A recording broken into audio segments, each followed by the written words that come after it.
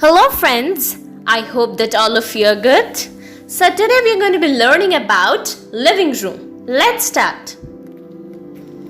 Living room is a room in a home that's used for entertaining, family, friends, reading or watching television. Cushion. It's a soft bag or a pillow for sitting or kneeling upon and to soften the hardness of a chair or a couch.